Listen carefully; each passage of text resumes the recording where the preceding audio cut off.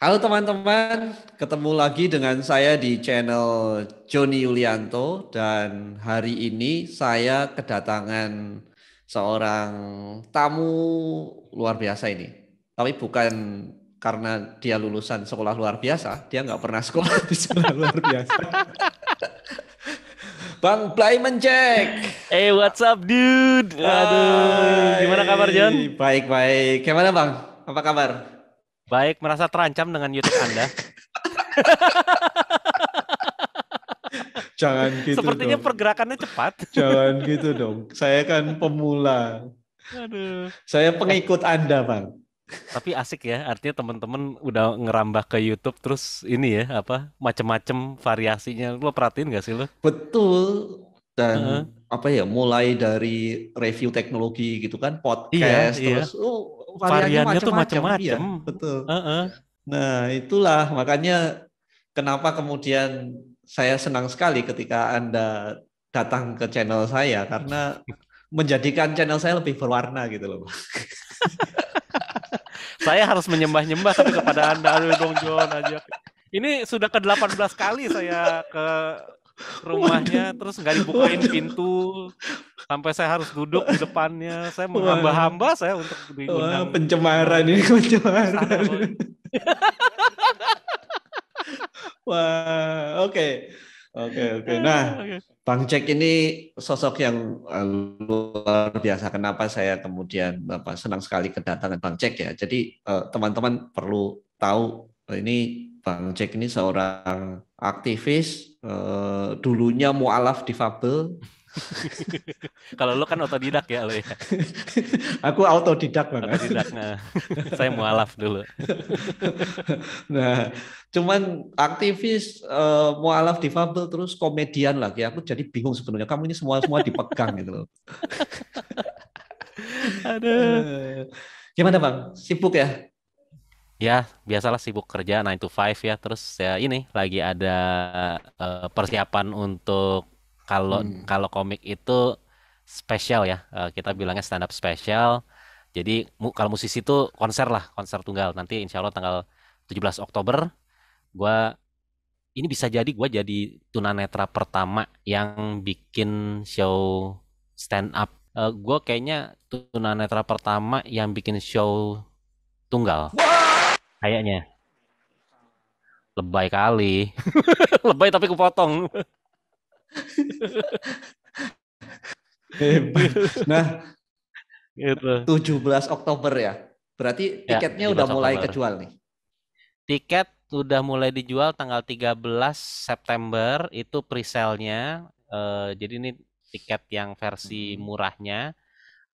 Itu kita sebutnya kelas rabun ayam. Dan ini bukan cuman buat orang yang rabun ayam aja ya, untuk semuanya. Cuman gue cari nama yang lucu aja. Jadi namanya tiket kelas rabun ayam itu 85.000. Itu udah bisa dibeli antara tanggal 13 sampai 20 September. Lalu nanti tanggal 21 September tiketnya naik jadi 135.000.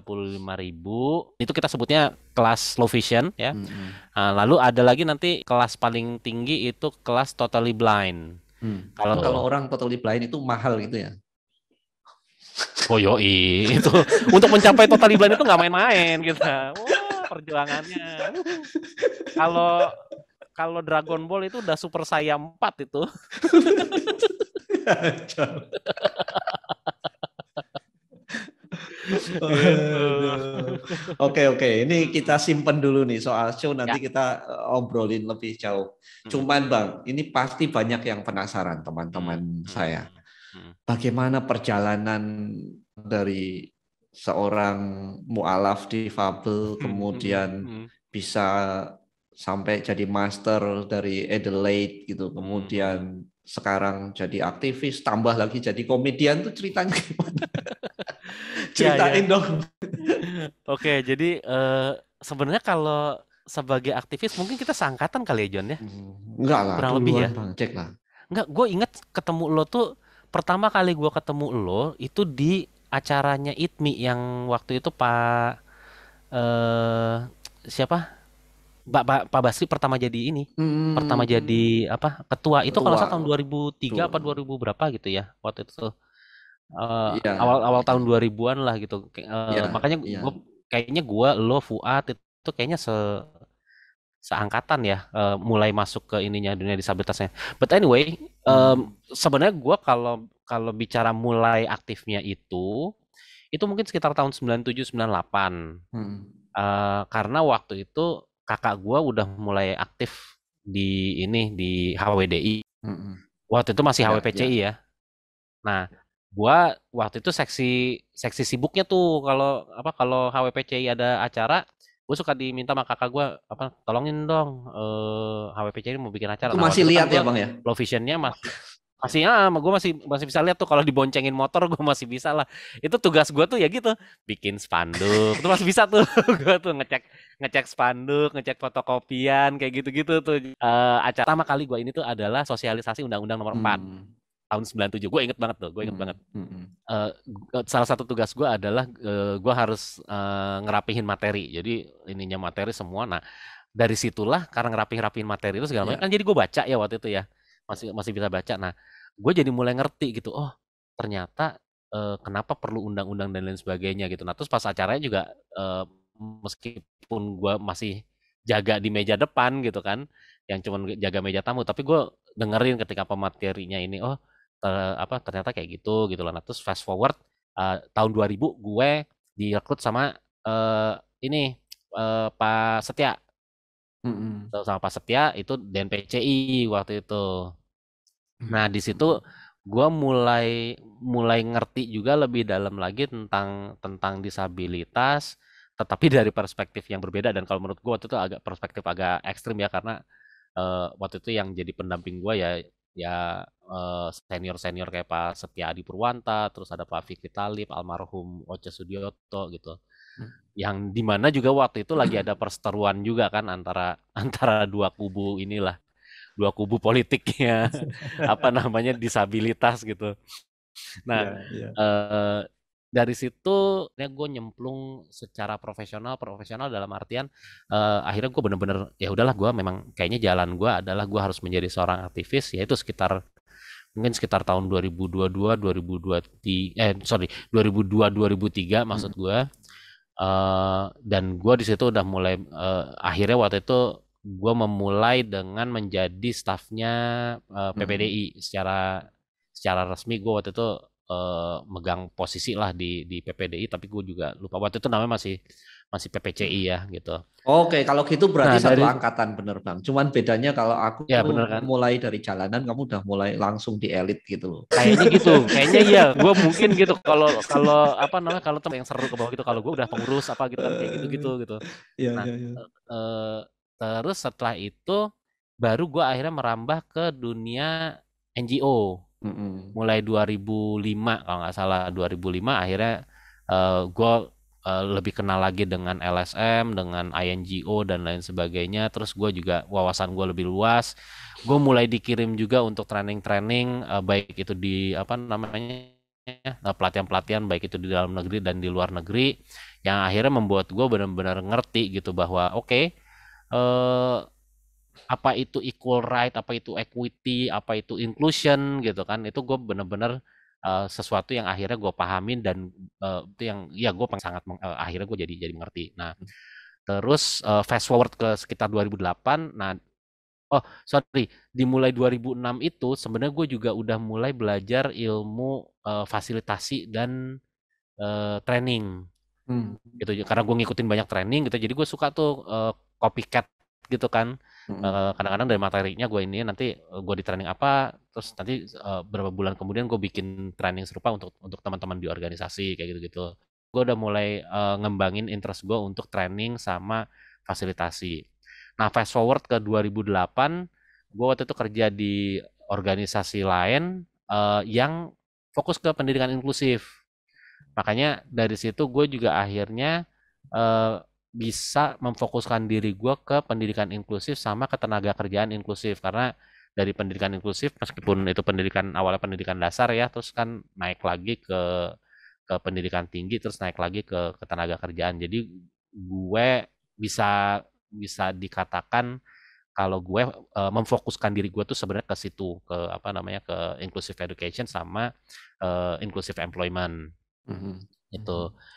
Nah, apa balik lagi ke sekitar tahun 2012 juga waktu itu gue aktif juga akhirnya di Mhm. JBFT kan sama teman-teman Jakarta Barrier Free Tourism. Ini adalah satu komunitas yang hobinya adalah ngajak orang-orang termasuk apa teman-teman disabilitas ngajak orang-orang untuk Mhm. nongkrong bareng. Kalau dilihat mungkin aneh ya, apa namanya kok disabilitas nongkrong. Tapi sebenarnya yang kita promosikan adalah kebutuhan untuk akses transportasi dan tempat hiburan juga gitu loh. Wah, luar biasa nih, Pak. Nah, itulah sekelumit cerita hidup saya. Gitu. Nah, dari apa namanya dari ke dunia disabilitas kemudian akhirnya menjadi aktivis. Tapi kan kemudian yang menarik tuh dari perjalananmu itu kan kemudian tahun berapa tuh ya? Yang mulai masuk ke apa stand up komedian tuh? Nah, ke 2000. stand up itu gua 2000 sebenarnya gua kenal dengan stand up-nya itu sebenarnya sekitar 2006 apa 2007 gitu. Itu Hmm, dikenalin sama almarhum Taufik Safalas waktu itu. hmm, Nah, tapi karena waktu itu nggak ada kelanjutan lagi, eh, baru booming lagi sekitar 2011. Akhirnya gua gua eh, baru mulai nonton-nonton apa stand up gitu tuh 2012 hmm. bersamaan dengan gue persiapan mau ke Adelaide waktu Ya, itu. Heeh. ya karena aku tahunya pertama kali tahu Bang Cek apa Stand up stand up itu di Adelaide itu. betul Oh, betul. Nah betul. itu yang waktu itu gue jadi pembukanya Panji Pragiwaksono itu Iya, itu gitu. aku sempat ini juga ngiri juga. Buset ini nggak ada ceritanya orang stand up tahu-tahu stand up jadi pembukanya Tapi Panji. gue tapi gue dari dulu tuh emang banci tampil sih John. Emang emang demen gitu ya jadi center of attention gitu ya.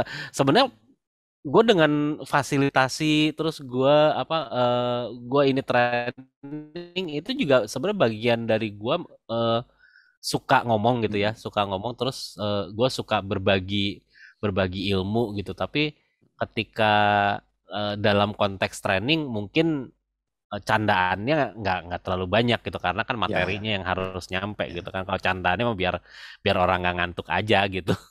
Tapi kan memang kelebihanmu di situ, Bang. Maksudnya kayak aku gitu kan apa kalau mau dibikin bercanda-bercanda pun kadang-kadang maunya bercanda malah garing gitu kan.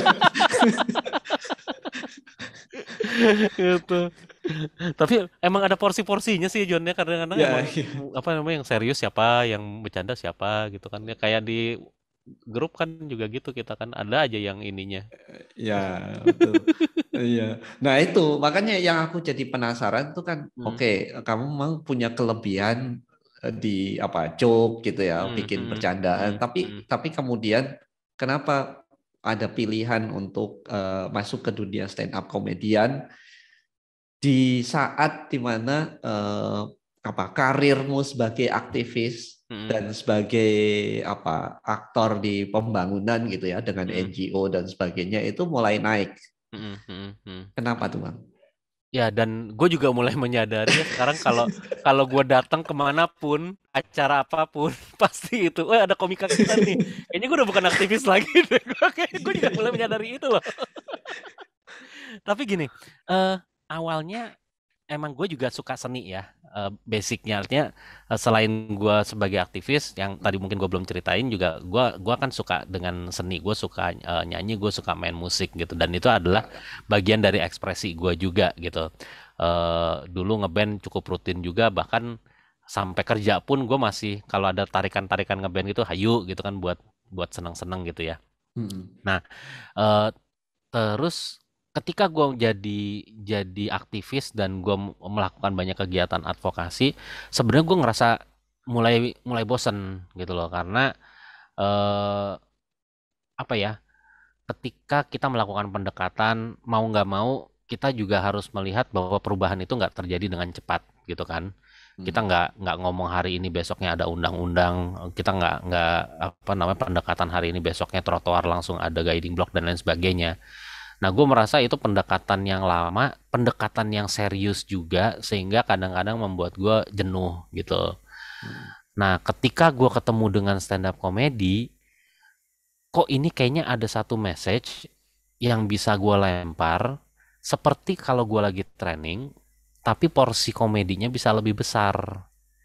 Dan eh, gue merasa ketika orang disampaikan dalam bentuk komedi, itu nempelnya justru lebih banyak daripada kalau kita ngomong serius gitu ya. Mungkin mungkin balik lagi kepada orangnya juga gitu. Tapi itu yang gue rasakan gitu ketika gue ngelempar satu dua jokes gitu.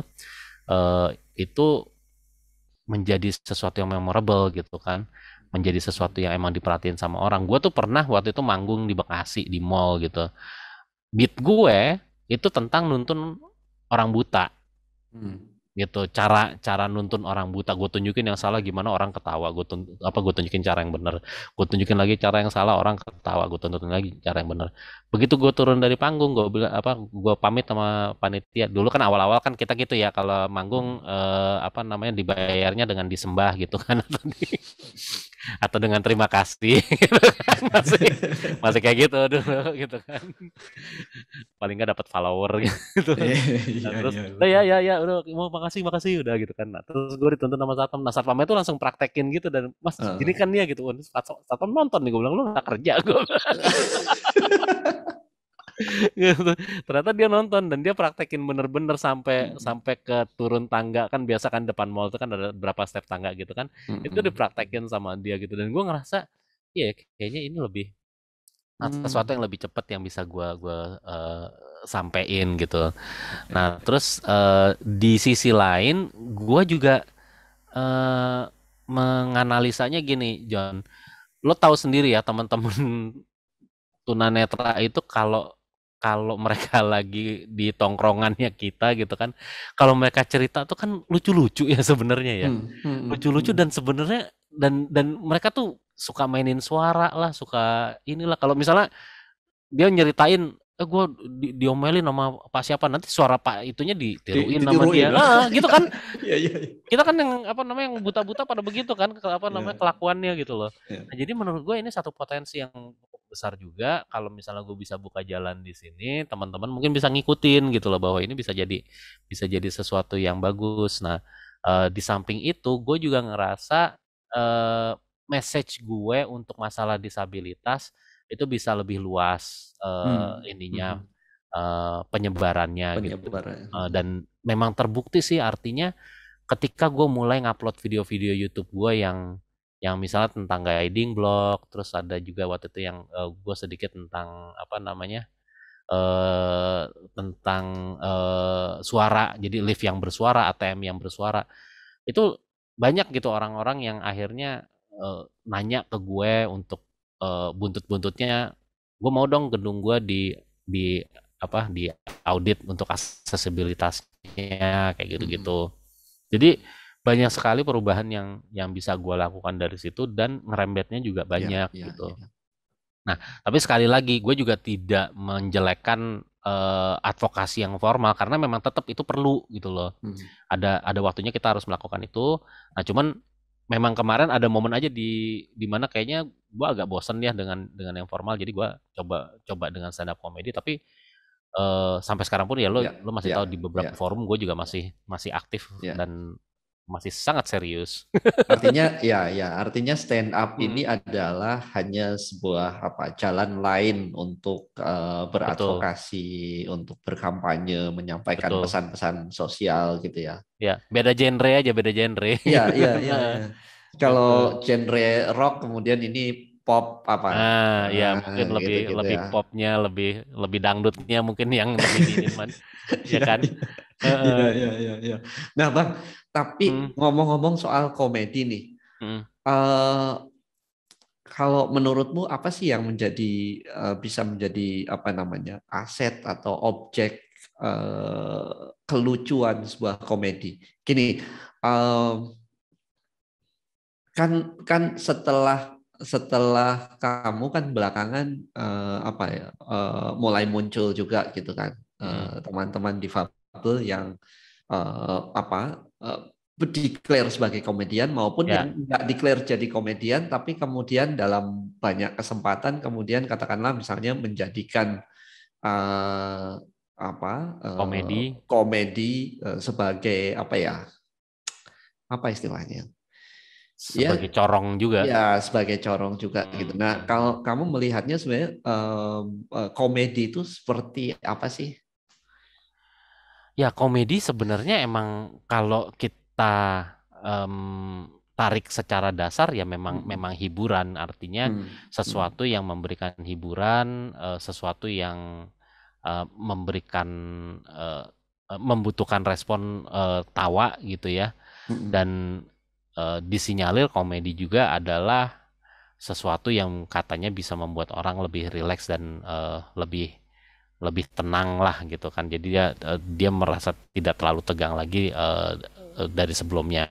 hmm, Nah, kalau lo tadi bertanya sebenarnya modalnya apa sih kalau hmm, kalau jadi komedian ini hmm, yang paling berharga? Kalau menurut gue dua. Yang pertama adalah keresahan. Mungkin hmm, eh, lo atau teman-teman juga udah pernah dengar apa tentang ini. Jadi kita mulainya dari keresahan, dan keresahan ini sebenarnya berakarnya itu adalah dari pengalaman hidup hmm, gitu. hmm. Jadi Oke. dua hal ini, pengalaman hidup dan keresahan ini yang menurut gua jadi modal paling besar untuk kita lemparkan dalam komedi. Nah, kenapa demikian? Karena pada dasarnya uniknya tuh komedi itu sering sekali mengacu kepada ironi gitu loh. Hmm, hmm, Em, kepada sesuatu yang sifatnya tragedi atau ironis gitu ya. Tapi karena, nah ini rumusnya Ernest Prakasa nih, hmm, ditambah waktu gitu kan, itu bahkan apa itu akan menjadi komedi gitu.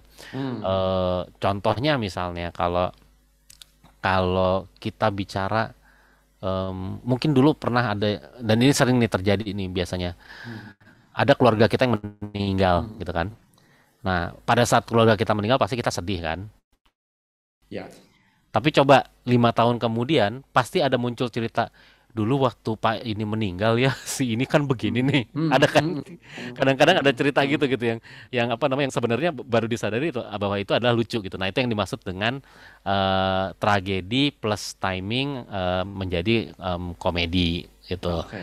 Nah, ini juga yang akhirnya sering salah digunakan oleh banyak orang Hmm, yang menurut gue kalau dibilang sah ya mungkin versinya dia sah-sah aja gitu, tapi nggak nyaman aja untuk didengar banyak orang bahwa tragedi ini terlalu cepat untuk dibawakan, hmm. akhirnya menjadi laughing matter, akhirnya menjadi sekedar bahan tertawaan aja Tawaan. gitu. Hmm, Nah, hmm, di sisi lain gue juga sepakat sebenarnya bahwa komedi itu tidak perlu edukatif juga gitu. Jadi kalau ada orang yang bilang, wah harusnya komedi itu mendidik gitu, ada pesannya. hmm, Menurut gue nggak harus juga gitu. hmm. eh Ya komedi-komedi aja, lucu-lucu aja gitu. Tapi Oke. ketika ketika ada norma-norma yang dilanggar, nah lu harus siap gitu untuk menerima konsekuensinya gitu, bahwa bahwa ini bukan sesuatu yang bisa diterima oleh masyarakat secara luas gitu. Artinya Makanya dikembalikan lagi ya pada respon masyarakatnya ya kemudian ya. ya, iya, Lo laku betul, apa enggak betul. gitu kemudian. Jadi lo Iya, laku iya. apa enggak? Bener, bener kalau gue bilang gitu. Jadi menurut gua nggak perlu repot-repot kadang-kadang kita menghujat di kolom komentar dan lain sebagainya. Udah nggak usah nonton aja kalau menurut gua sih Oke. gitu. Ya, ya, As simple ya. as that gitu. Nah, cuman kadang-kadang gua nggak nyebut nama dia, tapi ada beberapa komedian juga yang menurut gua eh, mereka masih punya point of view yang keliru gitu tentang tentang Hmm, disabilitas.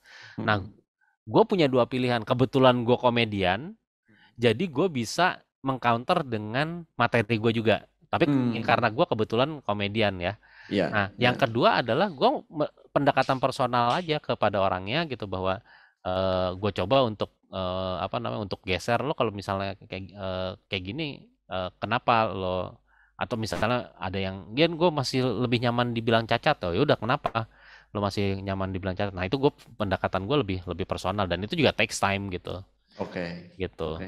Jadi Tapi kalau komedinya sendiri, kalau menurut gue itu tadi gitu ya, lucu mah lucu lucu aja, tinggal lo tanggung jawab lo berani nggak untuk menginikan konsekuensinya gitu loh.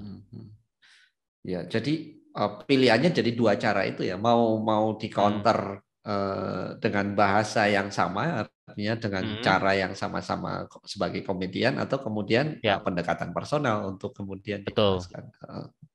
Nah, tapi gue mau garis bawah juga karena gue komedian, gue bisa melakukan itu gitu Ya, loh. Tapi ya. kalau misalnya lo bukan komedian, ya lo juga punya hak untuk melakukan pendekatan gitu Mm-mm. loh. Mm-mm. Ibaratnya ini kalau katanya Zawin komedian juga gitu kan. Kalau misalnya ada kita makan nasi goreng terus nasi gorengnya nggak enak, ya kita kan bisa bilang kan ini keasinan, kayaknya lo harus nambah gula segala macam deh. Dan kita nggak harus jago Nggak harus bikin jago nasi masak goreng dulu juga kan kan? nggak harus jago masak juga untuk bisa mengucapkan itu Ya. gitu kan. Itu nah, sama apa dalam konteks komedi juga gitu. Kalau misalnya lo bukan komedian ya udah lo apa lakukan pendekatan aja gitu. Mm. Kalau menurut gue Mm. gitu. Oke, nah di sini aku punya satu pertanyaan lagi nih Bang. Hmm. Sebagai komedian, sebagai aktivis, Hmm. itu bisa jalan bareng nggak? Atau kamu harus jadi sosok yang berbeda saat jadi komedian dan saat menjadi aktivis? Bisa bisa banget. Sebagai komedian dan aktivis itu bisa jalan Komedian bareng aktivis banget. atau aktivis Ya, komedian gitu ya ah, jadinya.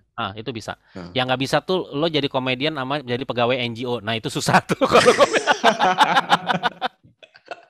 Wah, karena saya juga sering diingatkan oleh atasan saya atas konten. Artinya gini, kalau itu kan karena kita mau nggak mau ya orang ngelihat ya. ngelihat gua kan sosoknya juga lo kan kerja di situ gitu dan gua nggak bisa bilang ini gua sebagai stand up komedian nih gua ngomong ini gitu. Kadang-kadang mereka ngeliatnya juga lo kan pegawai situ juga gitu. Tapi itu tadi, kalau untuk Ya, ya, sebagai aktivis dan komedian itu bisa banget. Kalau menurut ya. gue bisa banget. Dan itu yang gue lakukan sekarang. Makanya Oke. gue nggak keberatan gue sekarang dibilang sebagai komedian gitu, karena gue tetap materi-materi gue tetap tetap di disability issue dan kayaknya cuman porsinya doang yang akan gue naikin atau kurangin. Artinya gini, Hmm, hmm, akan hmm. ada satu momen juga di mana mungkin gue ngomongin disability-nya 20%, sisanya Ya, gue ngomongin yang lain gitu. Tapi yang ada lain. juga mungkin gue ngomongin disabilitasnya bisa sampai 80% atau mungkin bahkan sampai 100% gitu ya. Sisanya mungkin gue ngomongin yang lain Ya. gitu. Tapi bisa banget. Ya, artinya Hmm. kan kalau tadi di awal kan kamu bilang bahwa Hmm. komedian nggak harus edukatif gitu, tapi ketika kita menempatkan atau Bang Jack menempatkan diri sebagai aktivis komedian Hmm. atau komedian aktivis, kemudian eh, sisi edukasinya itu menjadi apa? Added value kan Ya, ya, dari betul. ya, oke, Betul. Betul banget gitu. oke. Dan yang paling penting sebenarnya kan point of view lo ketika lo menjadi seorang komedian, Ya. apa sih yang sebenarnya yang lo mau sampaikan ke masyarakat? Even Mm, sekedar lo mengeluh pun sebagai dalam konteks komedi itu juga menjadi satu satu hal yang orang akhirnya mentertawakan juga gitu kan. ya, ya, ya. Gitu. Wah, belajar banyak ini. Aduh. Nah, ini Bang, ini bagian yang sebenarnya paling kutunggu-tunggu nih. Mm-mm. Nah, setelah apa namanya dengar banyak cerita perjalanan Bang Jack, kemudian sampai akhirnya tentang komedian, sekarang Mm-mm. mau mau dengar cerita tentang show-nya nih, Ya. yang 17 Oktober tadi. Mm-mm. Nah, tapi sebelum itu kasih ini dong teaser dulu dong. Em, boleh. Mungkin yang paling sering tuh gua kita kan kalau orang dengan disabilitas nih suka ini ya, suka susah nyari eh, kerja ya. Ya. Nah, jadi gue pernah nih waktu itu mau interview kan, pas gue mau interview kerjaan, gue ngirim lamaran, terus dipanggil di telepon gitu kan, yang telepon pakai bahasa Inggris. Mr. Jaka, can you come on Thursday at 2 o'clock? We're going to have an interview with you and the interview is going to be in English. Terus gue bilang, oke, nggak masalah, gitu kan. Dan nih, begitu hari Kamis, gue siap-siap kan. Pas gue naik, manggil ojek waktu itu. Set, bang, daerah Tebet. Orang tukang ojeknya malah ngomong kan, waduh, kalau daerah Tebet saya buta mas. Gue jawab aja, lah gue buta beneran, santai-santai aja.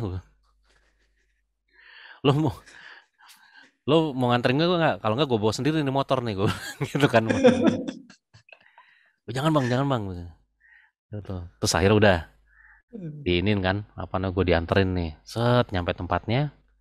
Begitu turun dari motor, disambut sama satpam kan. Wah, satpam langsung gandeng gue gitu. Terus dia ngomong sama temennya, yang mesen tukang pijit siapa tadi kan? Ini udah datang nih katanya.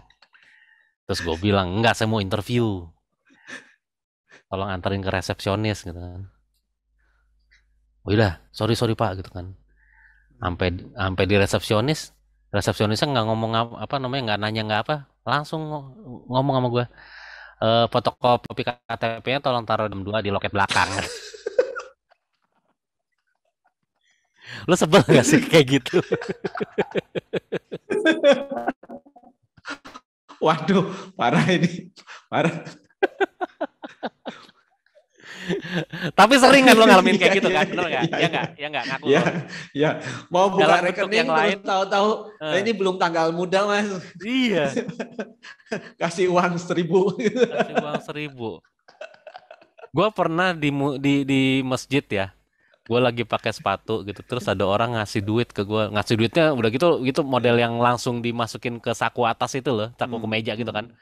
Terus gue bilang, pak, bilang gitu, apa, kasih ke orang lain aja, gue bilang gitu kan. Ya. Orangnya udah keburu kabur kan, karena gue pikir ini bukan ini gue kan, bukan apa namanya, bukan hak gue lah gitu. Gue kasih lah ke tukang ini jaga sepatu, nih gue bilang gitu, 10 ribuan kan selembar, dia ngasih 5 ribuan dua. Woi, gue ngasih lu, gue sedekah sama lu. Lu kenapa jadi nuker? Waduh, aduh, wah, itulah pengalaman sehari-hari kita. Tapi lu kalau nggak pernah dikasih duit kayak gitu, kayaknya lu nggak tunanetra ya. Wajib nggak wajib ya? Pengalaman gitu tuh Iya, mesti pasti ada ya. ada, iya. Oh, Mesti oh, ada tuh. oh, oh. Oh, bahkan kadang-kadang udah dandan keren gitu, Hmm. selesai fasilitasi training, sholat duhur gitu, habis sholat terus tadinya nunggu temen mau apa jemput buat makan siang gitu.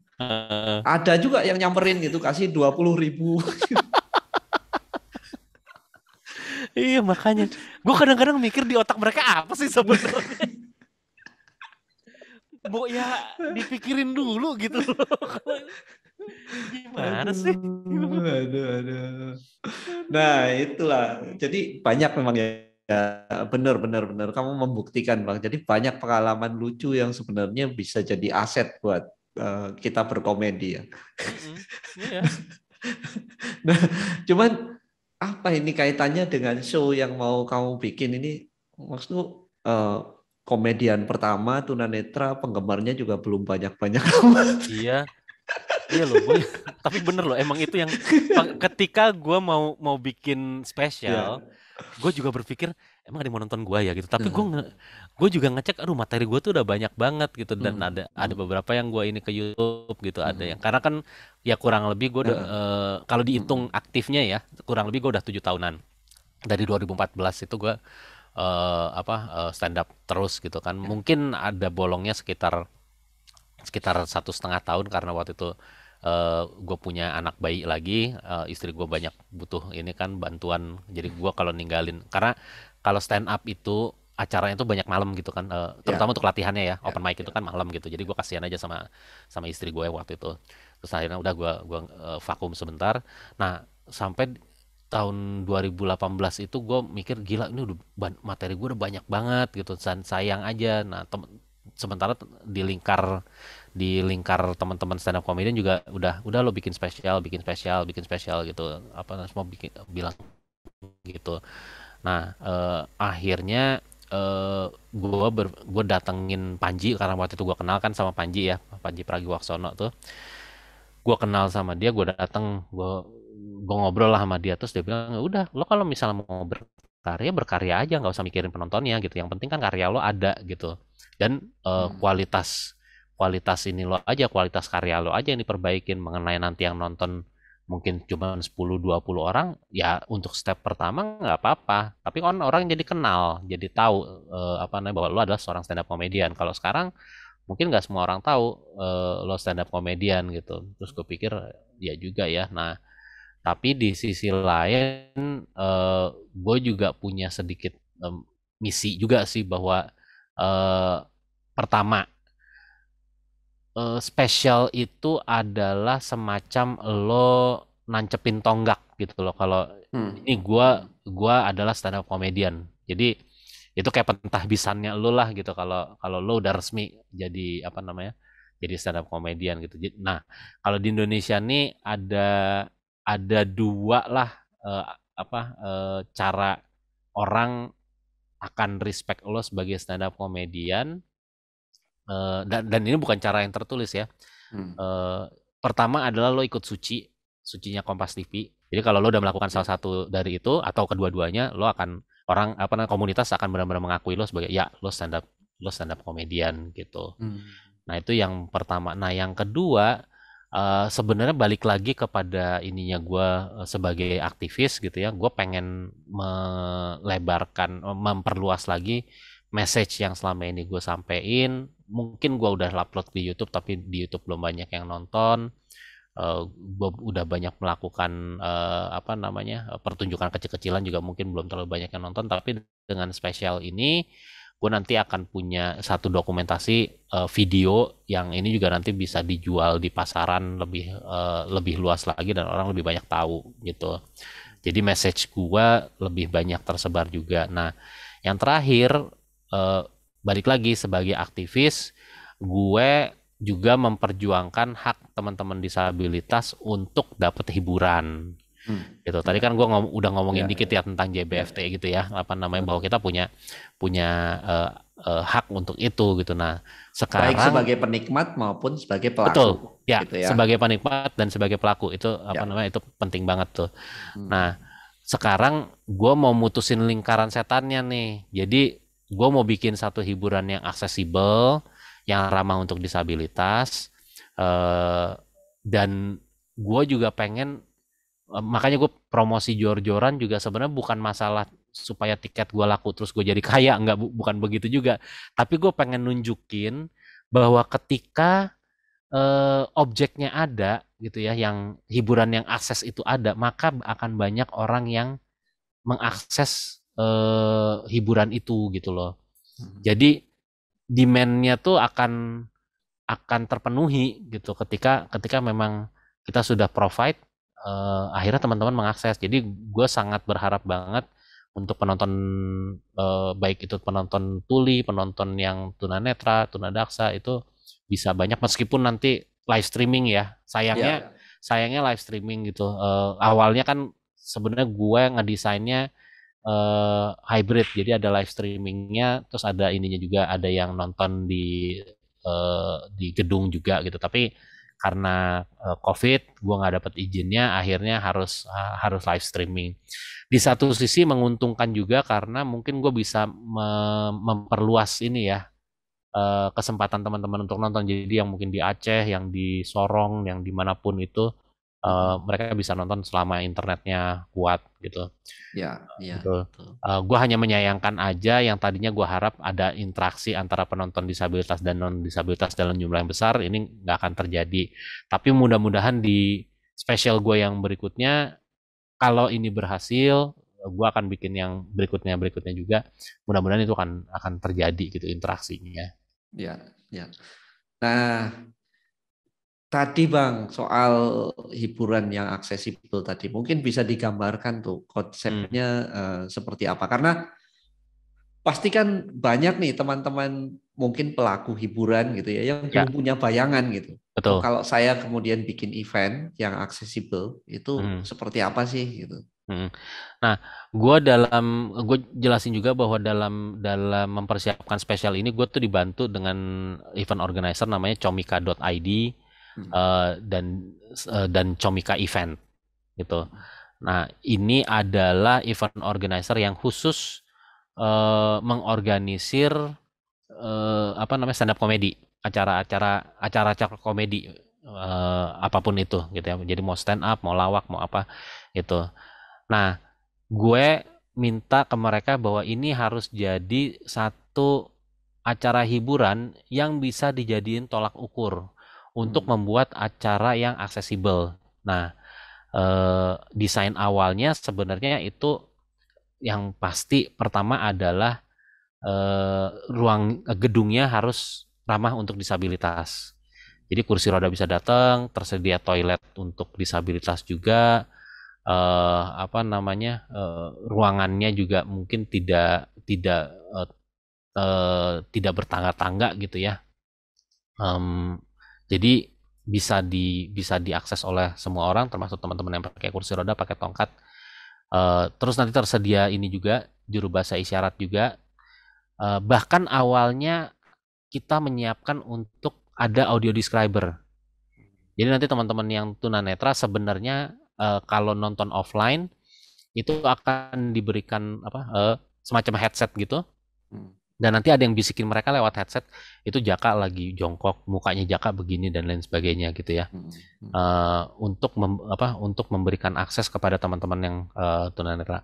Panggungnya juga nanti didesain sedemikian rupa sehingga gue tahu center panggungnya di mana. Hmm. Kalau gua nanti ke sebelah kiri, kamera yang ada di sebelah kiri itu ini di mana. Jadi di lantai panggungnya itu akan ada beberapa marking yang gue juga harus hafalin nanti supaya gue bisa bergerak ke kiri dan ke kanan dan lain sebagainya gitu. Oke. Nah, Itu itu udah mulai dipersiapkan kayak gitu-gitu. sayangnya karena untuk akhirnya jadi live streaming, yang untuk audio describer jadi hilang. Hmm. Gitu karena kita kan nggak akan ada penonton on the spot Iya, dan iya, iya. sampai kemarin kita masih bingung nih untuk membantu audio description ke teman-teman yang di rumah itu medianya melalui apa, karena kalau kita kita masuk dari platform pertunjukannya juga, kita nggak mau yang non tunanetra itu jadi keganggu karena audio describernya Oke, gitu. Kalau iya, iya, misalnya iya, iya. suaranya live ya, kalau Ya. kalau di ini kan, kalau misalnya di apa, di offline dia kan kita kasih kayak transmitter gitu nanti, jadi Mm-mm. dia dengar sendiri di earphone gitu, nggak akan keganggu gitu.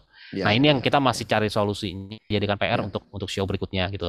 Nah, tapi Hmm. kalau untuk panggung itu udah mulai, udah, jadi kemarin gue udah dipresentasiin desainnya, markingnya udah seperti apa, dan gue bekerja sama comika.id-nya sama Comika Event-nya Hmm. untuk apa, untuk memenuhi ini semua gitu, dan itu tidak dijadikan charge tambahan Hmm. di tiket. Tapi artinya berarti ini inovasi juga ya? Ya, ya, dan gue respect sama, gue Mm-mm. berulang kali gue harus ke event karena mereka mau untuk terbuka, ini gue mampunya segini nih gitu loh, jadi ada Ya. tawar-tawarannya juga gitu, apa, Mm-mm. gue mau Mm-mm. belajar tapi gue maunya apa namanya, gue mampunya kayaknya baru segini nih gitu, dan Mm-mm. itu dijalanin sama mereka gitu. Jadi apa yang Oh, oh. jadi sekarang fokusnya itu memang ke kebutuhannya gue sebagai sebagai penampil, aksesibilitas apa yang gue butuhin Mm-mm. sama JBI Ya, ya, gitu. ya. Nah, nanti Oh. juga kan ini pertunjukan gua kan dijadiin video nih. Nah, di videonya juga nanti ada JBI-nya juga Hmm. gitu. Wah. Oh, ini bakal jadi benar-benar ini Hmm. pertunjukan stand Nah, up pertama yang aksesibel. betul, dan gue pengennya gitu. Artinya sehingga nanti ketika orang mau bikin kegiatan hiburan apapun, terus mereka pengen tahu gimana ya tolak ukurnya, paling paling tidak udah ada gue gitu loh. Iya, iya, iya, Dari gua nanti lo bisa kembangin lagi iya, gitu loh. iya. Gitu. Misalnya siapa nanti mau bikin show apapun gitu ya, mau bikin gitar tunggal gitu misalnya gitu kan. Mm-mm. Mm-mm. Apa namanya? Oh, terus dia bikin yang aksesibel, ternyata lebih aksesibel dari gua. Ya udah, nanti orang berpatokannya ke dia gitu kan. Iya, iya, Nanti dari betul. dia ada lagi yang ini apa Ya, namanya? Maju lagi, semakin maju lagi. improve, ya, semakin Gitu. improve, betul. Gitu. Nah, kalau konsep show-nya sendiri gimana besok nih, Bang? Nah, konsep show-nya sendiri gue itu eh, kalau lo pencinta komik Marvel, lo mungkin tahu ada karakter yang namanya Daredevil. Hmm. Nah, gue akan menjadi Matt Murdock di dalam. Jadi Matt Murdock ini kan pengacara ya dia ya, Ya, gitu. Dia pengacara, gue akan tampil sebagai dia dan yang gue sampein juga, gue mungkin ini yang akan mengagetkan buat buat teman-teman. Jadi di satu sisi saya agak sedikit siap untuk dimusuhin sama teman-teman aktivis juga kalau misalnya nanti habis nonton, karena ada beberapa gue tidak hanya mengambil sisi dari teman-teman disabilitas aja, gue juga mengambil sisi dari masyarakat Oke. juga gitu. Jadi masyarakat yang bingung interaksi itu seperti apa tuh kayak gimana sih? Nah, itu gue juga akan kemukakan. Gue juga mungkin akan menyuarakan dari sisi pemerintah Mhm. juga gitu, yang mana mereka juga mungkin punya kesulitan juga dalam dalam memenuhi kebutuhan Mhm. kita. Jadi apa namanya, ada kritiknya ke segala arah lah gitu. Jadi gue nggak Oke. cuman berdiri di belakang teman-teman, apa, di depan teman-teman disabilitas untuk membela, tapi gue juga mungkin dalam tanda kutip, bukan mungkin, terlihat dalam tanda kutip gue akan menyerang teman-teman aktivis juga gitu, bahwa Hmm. tapi itu Hmm. menjadi satu satu hal yang ya lo harus improve aja kalau menurut Ya, gue gitu loh. ya, ya, Ya sekali lagi itu adalah keresahan gue yang gue harapkan supaya teman-teman bisa berubah, pemerintah bisa ya. berubah, masyarakat juga bisa berubah gitu. Oke. Ya. Gitu. Selama berapa lama itu nanti? Nah, gue selama ini latihan itu antara 1 jam 20 menit sampai 1 jam 40 menit Hmm. gitu. Tapi semua senior komika yang apa namanya, yang sudah udah iniin spesial gitu ya, mereka bilang lo kalau misalnya latihannya aja lo udah 1 jam 40 menit, berarti lo di panggung nanti bisa ekstra 20 menit lagi katanya. Hmm. Jadi paling Dua tidak jam. 1,5 jam lah mudah-mudahan Ya, ya, ya. gitu. Mm-mm. Nah, jadi kira-kira nih banyak hal yang menurutku sih bikin penasaran ya karena Ya, memang sengaja saya bikin untuk penasaran supaya banyak beli nah, beli beli beli beli tiket. nah itu makanya harus beli mulai Mm. dibuka tanggal berapa tadi? Tanggal Ya, 13 ya. tanggal 13 September kita mulai jual tiket yang Rabun Ayam, 13 September sampai 20 September. Nah, nanti yang tanggal 21 September sampai dengan 11 Oktober, tiket Rabun Ayam ini naik harganya jadi 135.000. Hmm. Nah, 135.000 ini lo nonton apa? Lo dapat apa? Lo dapat nonton gue stand up gitu, Hmm. apa namanya, live streaming. Nah, nanti ada satu kelas lagi, itu namanya kelas Totally Blind. Ini 185.000. Hmm. Bedanya adalah setelah show nanti ada kayak meet and greet gitu. Jadi lo bisa nanya, lo dapat ide materi ini dari mana? Atau misalnya lo nyiapin show ini bagaimana? Itu ada ininya, ada apa namanya? Ada sesi ngobrolnya lah gitu. Kalau Hmm. 185.000 gitu. Ya. Dan ada juga yang eh, tiketnya bundling. Hmm. Jadi dari masing-masing harga itu tadi tambah 50.000, lo nanti langsung dapat digital downloadnya. Kalau digital downloadnya udah keluar, lo langsung dapat ininya, langsung dapat digital downloadnya. Karena kalau nanti lo Hmm. tunggu Oke. sampai digital downloadnya keluar, digital downloadnya mungkin di atas 100.000 harganya. Oke. Jadi Gitu. 85 plus 50 Mm, dapat digital download. betul. Oh, 135 plus 50 dapat digital download. oke. 185 plus 50 dapat digital download. Jadi yang mau dapat paling murah minggu depan nih, Ya, tanggal 13 sampai 20. 13 sampai 20. Langsung sikat di comika.id. Oke. COMIKA.id. Nah, Oke, mantap mantap. Nih tuh. nanti tak taruh juga Ju- di deskripsi nih. ya, boleh. Judul show-nya Gua Buta Bukan Bego.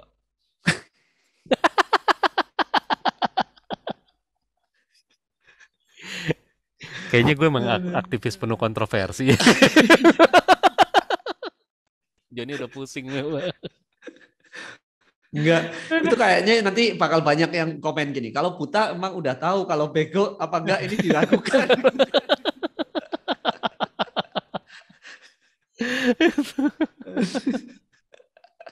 Aduh. Aduh. Oke Bang Jack. Ini mungkin apa? Kalau ada final statement yang mau dikatakan sebelum Ya, kita akhiri ini. ya.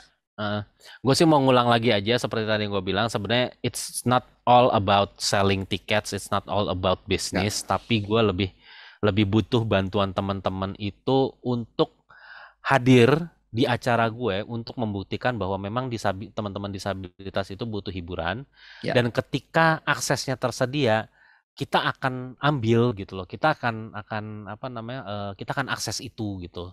ya, Jadi ya, gue minta tolong banget kalau misalnya memang teman-teman bisa hadir nanti meramaikan spesialnya gue juga karena ini satu selebrasi juga buat gue.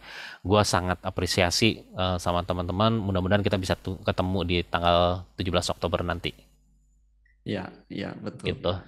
Mm. Wow, ini luar biasa. Ini selebrasi buat kita semua, Bang. Bukan cuma buat kamu, saya kira. Ya, Karena insya Allah, insya Allah.